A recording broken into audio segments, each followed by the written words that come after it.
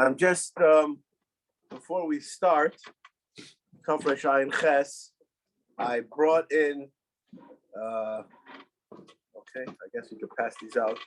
I didn't realize that last week that I unruffled so many people's feathers with my thing, so I decided to defend myself.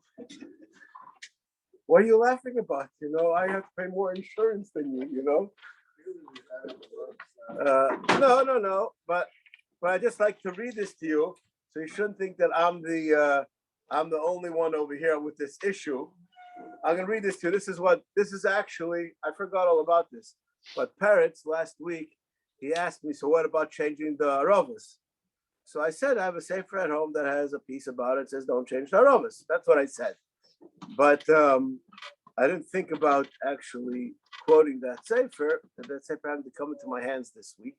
So I said, yeah, let me just see exactly how strongly he writes it. So I'm going to read over here this piece, and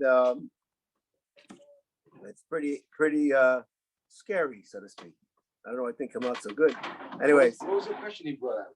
He said, if I have arovas in my lulav and they're getting wilty and they have black spots on them, should I change them, and have nice?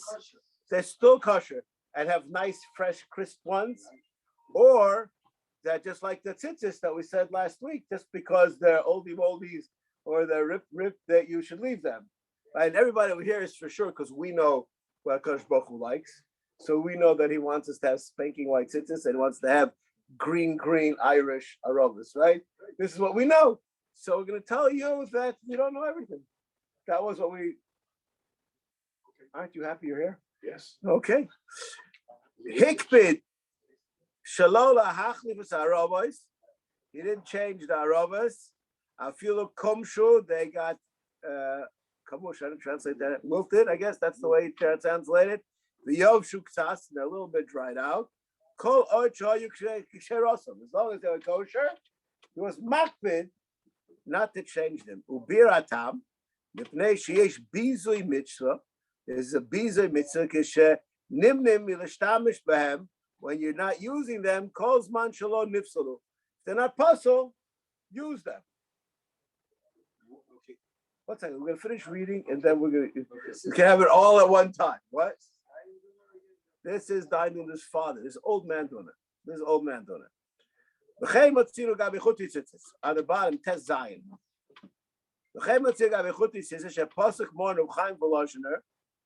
The Keser Rosh. Ein lahate tzitzis mufsakim kozman shem ksher medina. You lost the tzitzis, you lost one, and two of the other ones are only shir kadei agudo, and you look like a nerd. Don't change them. Mitam bizay mitzvah. V'hokshu loy ala paiskim shekasu sherizokim. And they asked him, what do you mean? There's no kedusha to them. The halacha is nizrakim. So how could you tell me to be careful about something that I can go into the garbage? Do we accept that question? Yes. No, you can't throw them to the garbage. No, you can't throw them to the garbage. But as long as they're used, as long as they're on the baguette, they're still in the, how do you say this in English? In the on deck circle. How do you say that? They're still in the parsha. That sounds like good English. That's very good. There must be some way to say that the mu'madim. How do you say that in English? Worthy. No, but that's not worthy. They're slated to be. They're intended, right? So they're there to be. Okay. For the chashul is that a bizur mitzvah to throw them out. So this question, whether it's a question or not, you understand it's not so simple. It's a question at all. But anyways, that's what they asked of Chaim Lashner. The Chaim possible more v'ksil yayvitz. The Chaim kaso b'mor yishenim. The Zal shon tzitzis kozman shem ksherin. Ein lo asiro. Im lo shem asiro litnem bebaget acher. Don't take them out unless you're putting them into another baguette. Ava bolav ochi ein lo asiro. Af im roitze loses im koimom tzitzis yafim mizeh v'ksherim yeshim mizeh. I love this when people use my kind of terminology. It's more kosher. Is there such a thing as more kosher? Parrots, is there such a thing as more kosher? Nice. What? More beautiful. Yeah, but that's not what he says. No, He says more kosher.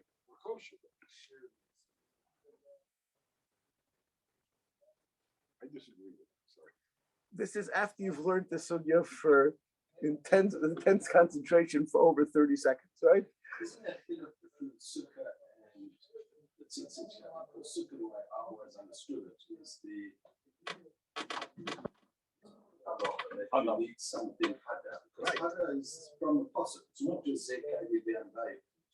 So because it's because it's a posuk. Parents, I would like to share with you an incident. HaKadosh Baruch Hu blessed me that I was able to be mishamish many great Jews in my life. One of the, in his time, probably the biggest expert in Daled Minim was a fellow by the name of Moshe Heller. Moshe Heller, his father was the Daled Minim expert in Yerushalayim from 70 years ago to 40 years ago, and then he took over, maybe my numbers wrong, he was lifted like 30 years ago, so probably 100 years ago till 50 years ago. He was for the next 50 years, so to speak. He was a real Yerushalayim, chilled out kind of a fellow. And he didn't get his feathers ruffled easily. And there was a line outside his door. You'd have to wait 2 hours to show him your Daled Minim. Should have got you there. But it was just, and there were 4 guys there doing Shiur. And he had all the time in the world. He would look at the Esrog and he would think about it and he would tell you what he has to say. He was really a lovely person. Maybe at Hanukkah time, but whatever. But there was this guy who had this esrog that have seen better. That's no better words to use to describe it. And this guy was convinced that the ugly duckling was really a swan. You understand? He was convinced. And he asks Heller, he says, "Is it Muhuder?"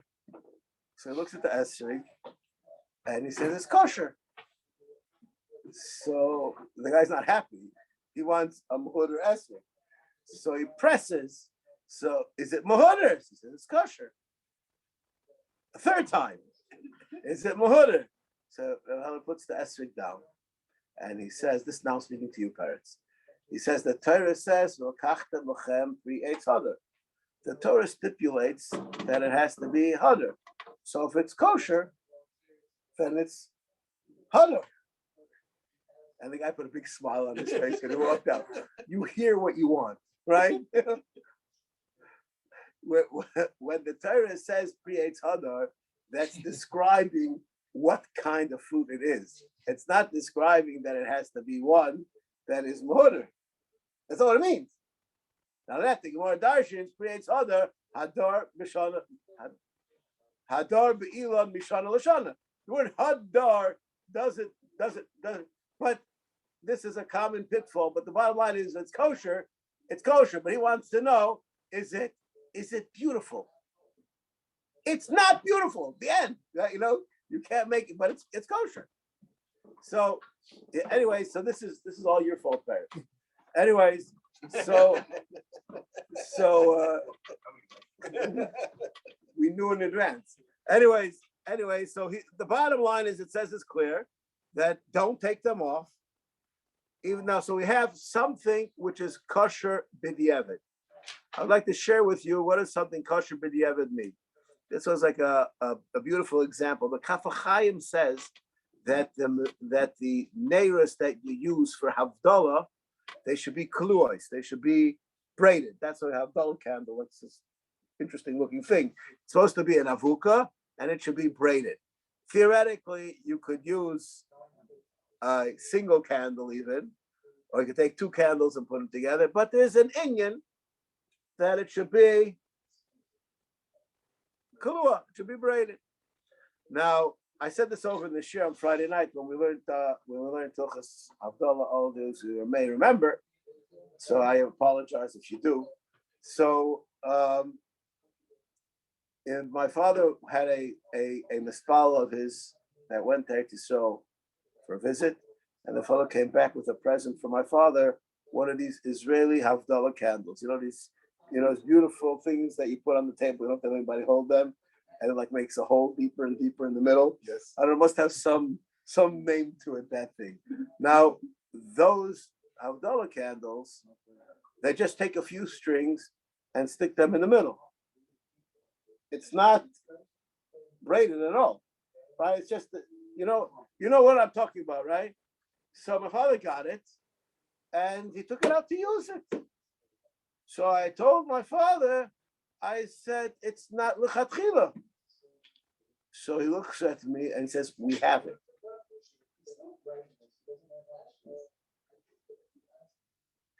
Okay? That's called b'diavad. You have it. Just throw it out. I don't know if you know, there was a rabbi in Muncie whose name was Rabbi Lipschitz. Do you know who he was? Rabbi Lipschitz. He had a brother-in-law whose name, a very famous fellow, Rabbi Berurah. Both of them were sons-in-law of a fellow by the name of Rabbi Levine from Detroit. His father-in-law. Okay, so I know these are people that I know, all of them. So this fellow of Yaakov Lipschitz, he actually, together with Rabbi Wine, this is not well known, are the ones that started Empire Chickens. They were in the kashrus business before he became a lawyer, before he became a rabbi, before he became a historian. He was in the kashrus business with his brother-in-law, and his brother-in-law, through his whole life, was in the kashrus business. He had his own hashgacha. He was a very great Talmid Chacham, and I one time asked him. This is about 30 years ago. I one time asked him about a certain whiskey, if it's kosher. So he says, I don't know. I'll tell you not to buy it. So I said, somebody gave it to me. I already have it. So he says, you better find out if it's kosher or not. So we have to know the personality that we're talking about, okay? So he says, I don't know, and I don't know if anybody could really know. He can explain to me what the issue with that specific whiskey is. So I said, so I guess I'll just have to throw it out. And he looks at me appalled, said, Baltashkas is an Issa D'Oraisa. And he just walks away. Right? Okay, so this is you have it. That b'diavad, that's called sometimes a b'diavad situation. All right. So we say more kosher. That means this is not what we want to have, but it is kosher. But it's not at the level that we would like. That's what he's saying. Afilu yesh yosek sheira mehem. Oh yeah. I'm just giving and now explaining the concept, right? But at any rate, it says over here, you're not going to give anything ever to a goy. This is the rice. This is the rice. It's a chonim.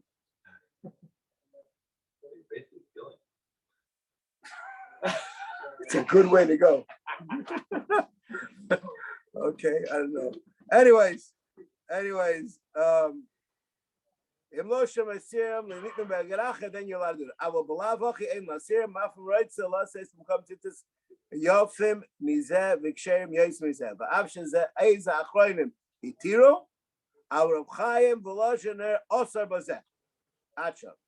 Okay, so that's already. This is ubiyosim etzinu. The Kushich Sam Sofer. The Gabi Esek Shenasa B'Ksamim. The Mahalach Yimei Chalamoid. Aydei Mishesh Hayadayim. The Roiv Hananuim. It got brown spots, spoiled spots because of the use. The Gab Niklav Ktsas. And it doesn't look nice. The psul menumer is because it doesn't look nice. Not only is it still kosher, the kivan shebo hanimurim aidei kiyo mitzvah zeu hoidoi v'hidura. The Chassam Sofer was not chassidish. No. That's like saying that the Vilna was chassidish. Yes. Anyways, I will just tell you, I have a talis that I use for Mila, and I'm loathsome to wash it, even though it has stains on it, because it's Mila. But it comes to a point where people look at it and they cringe. So Kavod Abrius is misgaber on other things. But this is the Efshalim at the time nice of the Minigaben. The ripped on what? I don't remember, but whatever I use, it's with a cheshbon. I can't remember what. I don't always check these things out. But anyways, this is, I think, is a very important concept that you should know, that if you have something, and I'll tell you, Mendel Kaplan said that you use a sefer that there was learned from, or there was a special tircha put into printing it, you have a greater siyata d'shmaya. If I have a choice to pull a Gemara out of the shelf that's dog-eared, I use that one first because it's saturated with kedusha. People learning from it. I don't want a fresh one.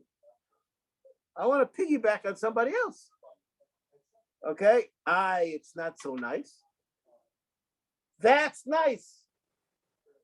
I say many times, and this is a fascinating idea, but I really believe it. I say that my wife has an unbelievable amuna and schos, because if you go into my house and you look at my svarim, they don't look used, because I don't learn at home ever.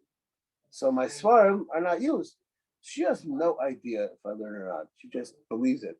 Okay, so she will go, as the Yosef Chaim Sonnenfeld said, I'll go to Gan Eden for sure. My wife, she thinks that I learn, and she's Moshe Nefesh because she thinks her husband's learning, so she's really going to Gan Eden. My wife will be saddened to be there by herself, so they'll let me in too. That's what Yosef Chaim Sonnenfeld said. So I'm sure that I'll get there too, a Mitzvah Shem. But Echshahu, when a person, you go into his house and you see his svarim are used, that's beautiful. You go into somebody's house and you can still crack the binding. That's not good. Anyways, I'm sorry that I brought this in. I just thought it was important that it's not what you think, the way that things run. That's all. This is the literature version of the idea what we just saw last week. So the talent really to wear it till it basically is. So that I didn't say. I want to make something clear. Okay, this is a fascinating thing. I've said this over a number of times. This is a Chassam Sofer. This Chassam Sofer, I'll just tell you, I was introduced to it by the Tolner Rebbe. The Tolner Rebbe said this over in a speech. I heard the speech about 20 years ago. And the Chassam Sofer says that a brisa is quoted twice in the Gemara with a shinui. When the Gemara speaks about hidur mitzvah, so it says Sefer Torah no, Kumis no, Korcha b'Shirayim. There's a list of hidur mitzvahs, and one that says talis no, tzitzis no, and one time it says just tzitzis no, and doesn't say talis no. Is there an inyan that your talis should be no? Is there an inyan that your talis should be nice? So the Chassam Sofer says something fascinating. Now I'm going to start off with something, just introduce you to things in the world that you don't know, that you know. I'm sure all of you have seen a frock. The slit in the frock in the back is more than 50% on a regular frock. And because of that, one of the corners is rounded off. I remember when I saw this when I was a kid, I had a Moedik Akasha. The people who wear frocks, the Chor should be people that are Mahadir Mitzvahs. Why did they put tzitzis on it? What? If all frocks would have tzitzis, it wouldn't look strange, right? The frock itself looks strange. So, what's the set up around it? Why was it the set up? So I'm going to tell you, we're not learning Hilchos Tzitzis. I don't know if we'll ever get to Hilchos Tzitzis. There's a question about a frock if it's mechuyev in tzitzis or not. It's not so much as mechuyev because it's a bag. It's a bag that's for special covered. It's not there for chimum.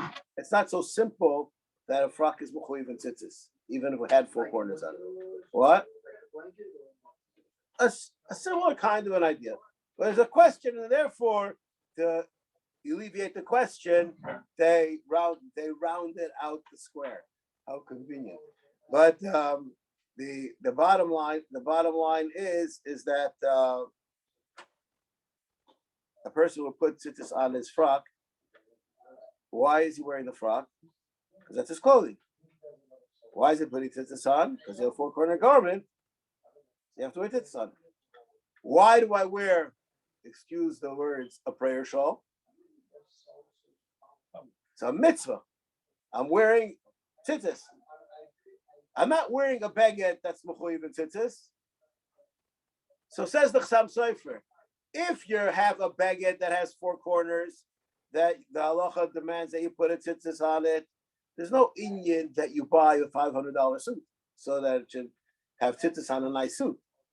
But if the reason that you're buying the baguette is to wear tzitzis, so then the baguette goes into the mitzvah.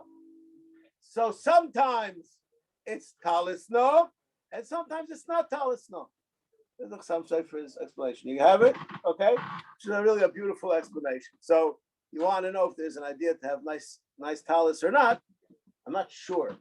But our talis, according to the Chassam Sofer, which we have, so you want to wear a nice talis, you get a new suit.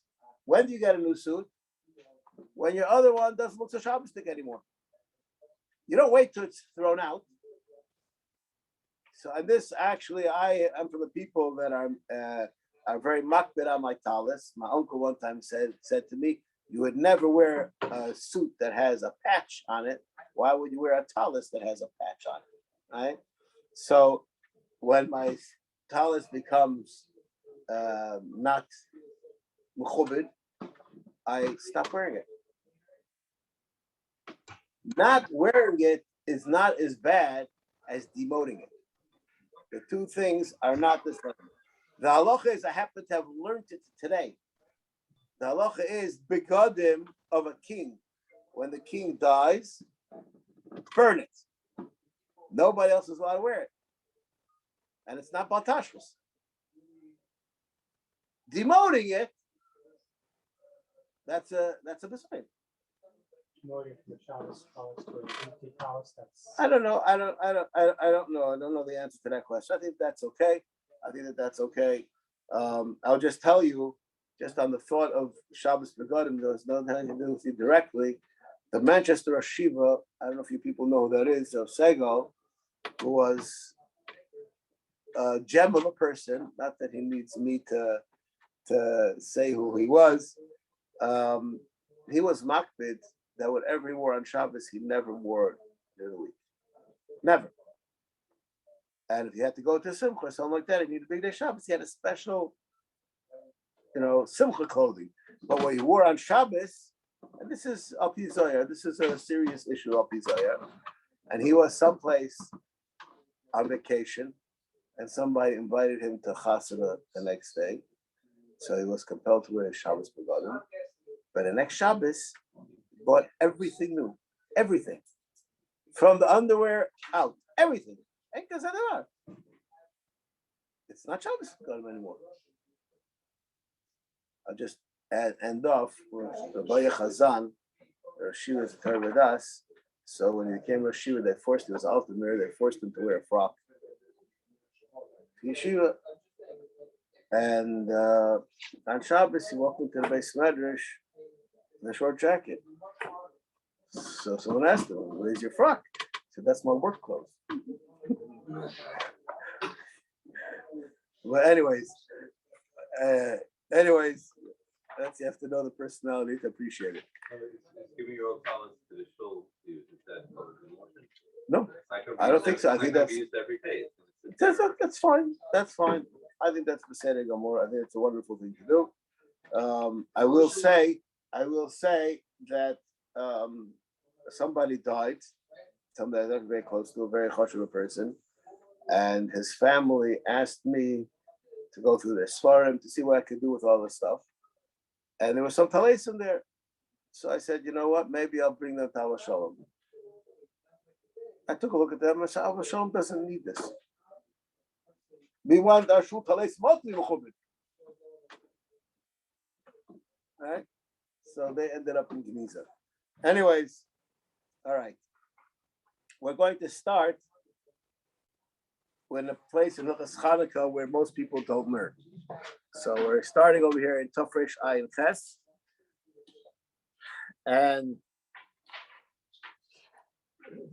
it's important the Seder Adifiyot of mitzvahs that we do, what comes before what. This is the subject which we're really going to learn today. Misha and Yoda Maseges Liknos Ner Chanukah V'Ner Shabbos Yikne Ner Shabbos. Person that doesn't have money for Ner Shabbos and Ner Chanukah, you should buy Ner Shabbos. Why? Mipnei Shalom Bayis, Shalom Beisai. Now, which mitzvah is more important? The mitzvah of Persume Nisa or the mitzvah of Shalom Bayis? Persume Nisa.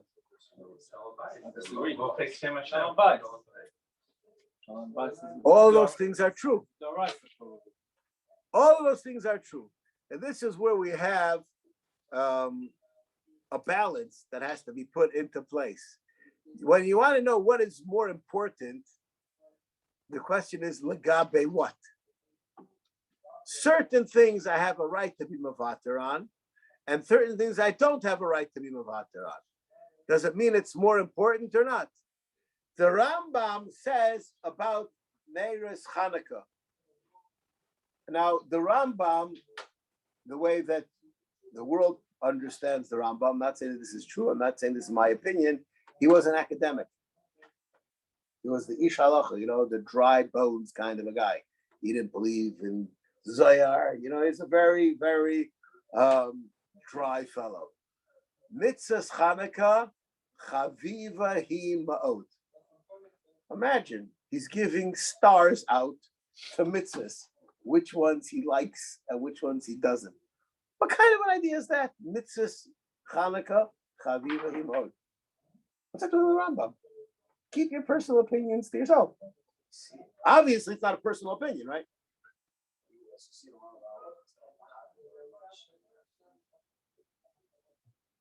Oh. That's because of Persume Nisa. Yeah, but there's a lot of things in Hanukkah. So that just proves that this has to be explained. Right, it shows that it's chav. I don't know. It shows us chaviv. Maybe it's important. So this has to be explained, right? So the idea of shalom bayis is very basic, and yashal levater alav. Does that mean it's the most important? Not necessarily. In other words, what are you supposed to be doing with your mitzvahs? But I can't do great things if I'm going to be causing damage elsewhere. Doesn't mean that it's more important. If derech eretz kadmol Torah, does that mean derech eretz is more important than Torah? Without it, you can't have successful Torah. So is it more important? No. It ain't Kemach ain't Torah, so therefore Kemach is more important than Torah? No. But certain things have to be taken care of first, right? It's a second. This is the basement and this is the first floor, right? It's important maybe to have a basement, but it's not so important. You can have a house without a basement sometimes, but sometimes you can't. So this is the mitzvah of Hanukkah is very important for Persume Nisa, but Shalom Bayis comes first. No. This is a question. There was a Rosh Yeshiva in the Mir Yeshiva. His name was Rabbi Berurah, and he went around to all the Gedei Yisrael asking a question of your machzal psachim for Neres Chanukah, and you're not machzal psachim for Neres Shabbos. So it's a circle. So what do? I go and I collect money, and then I can end up using it for Neres Shabbos. It's called fraud, right? That's called fraud. You got the question, parents? So he went around asking different Gedolim this question, and he got all kinds of fascinating answers to the question. I just tell you, when he asked this question to Moshe Feinstein laughed and he said, "Nowadays we have lights. We don't have the Shalom Bayis problem. They just deciding we're all together." But there's all kinds of answers to this question. These are from the brain teasers of Hanukkah. All right, but anyways,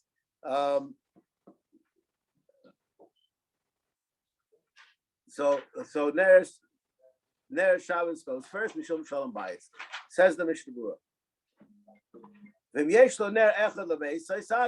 You only need one.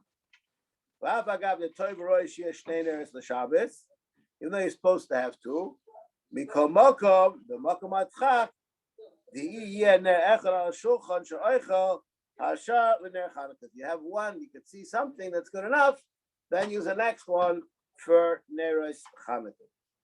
For the heavy Mina Mahadrin, and even to be for the Mahadrin. I have a choice. I can buy 3 candles. Do I do 2 for Shabbos and 1 for Hanukkah? It's the second night of Hanukkah. Or do I do 1 for Shabbos and 2 for Hanukkah? I would say 2 for Shabbos, 1 for Hanukkah. I know you would say that. Can you just tell me though why? It should be from the Mahavir, which means Hanukkah gets more. No, Hanukkah, you could be Yotzei by 1 each day. I know that, but yeah, but the minhag is always like 2. Do you know anybody who lights 1 candle for Hanukkah? Do you ever meet that Jew, that miser? No, not nowadays. But maybe 150 years ago, yes. Maybe 100 years ago, someone lit 1 candle for Shabbos too. I don't know what happened. I don't know. I doubt that. That's what we done. Okay. So what does the Berurah say? Hanukkah, the additional for Hanukkah. Why? So look at the Shiur. The Shiur fills us all in. I think the Shiur here.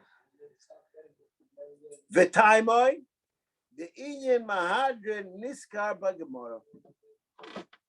So this chumrah of Neres Chanukah to have more is Talmudic. But it's not as the hitter in it. What? Okay. So the fascinating piece of halacha. We're gonna get to Shiur and we're not up to there yet. You're stealing my show. Okay. Hopefully we'll get there shortly. Nifnei Shalom Bayis. The Yeshayimrim the Bisman Hazeh Shemadlikim B'Ifnim Yiknei L'Ner Chanukah. Why? Because if you're gonna have your Neres Chanukah inside, you're automatically gonna have Shalom Bayis. What's the problem? Loud. What's the problem? Yeah. So it's true that you can have light, but that's illicit light. Okay. Okay, so you weren't the first one to ask this question. Now this answer is amazing. It's like Shas HaSakana, the Israel, the Manicha al Shulchanai. Now, what kind of connection is this at the Shas HaSakana? Why? What's the riot? Because what do? You have to have a Shabbos. Right? So everything is here. It's all included over here. We're going to have all the answers to these questions. The Manicha al Shulchanai.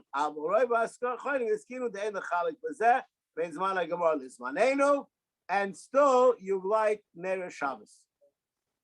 Irrelevant that you're going to have light inside anyways. Now let's see the Shiur. Hey.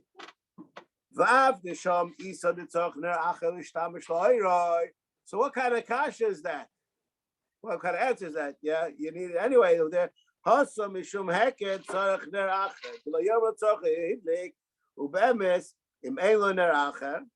If you don't have another ner, what would be the halacha?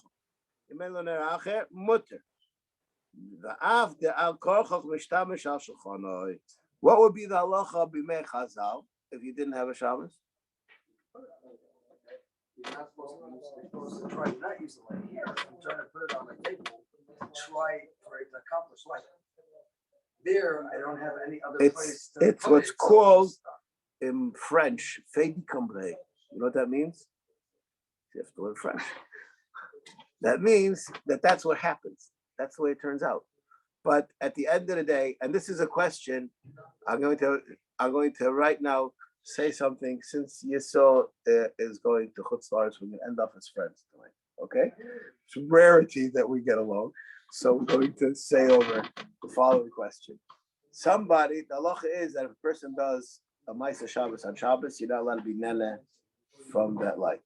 Let's say the light goes off in my salon, and the person says, I'm not such a religious Jew. I know Rabbi Zacharias is suffering, and he turns the light on in my salon. Do I have to leave? No. What do you say? It was a yes. You do? Yes. Okay, I'm going. Why do I have to leave? That'd be good if we have someone else did something. Because you're Nana from Avera. Yeah, but wasn't them. You didn't do that. You didn't do it, I know, but he did it, had you in mind, the fact of doing it. So the answer to the question is the Magen Avram. What? Don't know. I don't know. I can't. Didn't happen. Yes. The Magen Avram asked this question over here, and the Magen Avram says that a person is not mechuyev to leave his house. You know, even though it's usher to be mishtamish from Yinena from Ma'aseh Shabbos, I'm mechuyev to move into the street. This question. Why don't you just say it's Shalom Bayis is a mitzvah, mitzvah Slav Lamed. I'm not up to there right now. I'm asking a question about person turned on the light in my salon on Shabbos. There's no mitzvah. Oh, there's an Avera Slav Lamed. No, but you're used Shalom Bayis, Shalom Bayis. What mitzvah is that? Shalom Bayis. Oh, I didn't say that was right. I was eating chunk. I didn't know what I was doing. You don't that Friday night. But no, I know that this is it says this is a concept that a person because of this Isser, I know is not mechuyev to be left out of his house. So the Magen Avram here, actually, right here is where he discusses this issue, and he says that a person is not mechuyev because of the Isser to be nene from the nearest of Hanukkah. He's not mechuyev to find another domicile. He's doing it to get that. So, because it's what's really the Isser? Is there really an Isser to be nene from the Or? Not really. How do I know? You have one light. You have one light, and you have one shamish and 8 lights going. Right? Where are you getting light from? 8 lights. It's a hacker. And there was a little Kodesh, That's what we're talking about. So how severe is that? When is that said? In Pekuach Nefesh also? No, right? So you have to know until when, at what threshold. Is it only Hector or is that Goran? That's a very good question. But let's read the Sha'ar Tzion. Instead of guessing, let's read again the Sha'ar Tzion. After that, I'm done. Ube'emes im ein lo ner acher nami muter. In Bimei Chazal, when you lit it b'shas hakona al shulchanoi, after kochi ishtamach al shulchanoi, if you didn't have another light, right? So here I have another halacha, which is forcing me to do it. I'm lighting inside. I understand, but that shows he's showing that the Isser isn't so chiseled in stone as you thought. That it gives way in certain situations. Sometimes al-kochel is because you have to be kind near Hanukkah, and therefore we let you be over on an Isser, if you want to say that, or that Isser is suspended. And sometimes in order to make kind mitzvahs of Shalom Bayis, we allow you. The question that you should have asked that you didn't ask, and so I tie it on you personally, always have personal issues, is so when the person lights that candle, she make one bracha or two. I didn't accept it. That's a good filibuster. Okay. Is it not a problem? It's just chavilos if you use it for 2? Maybe. I'm not arguing that issue. I'm just asking the question. That could be an answer. I'm not arguing that. I just say the question should be asked, right? Are we doing that, or is it just a passive that now we have a shalom bayis, right? I believe that the answer is the latter, that it's a passive shalom bayis, and that's exactly why it's now called Yibing Nana. I believe that it's actually a full thing, but that's lo mishana. That's not the point. This was the. Let's continue.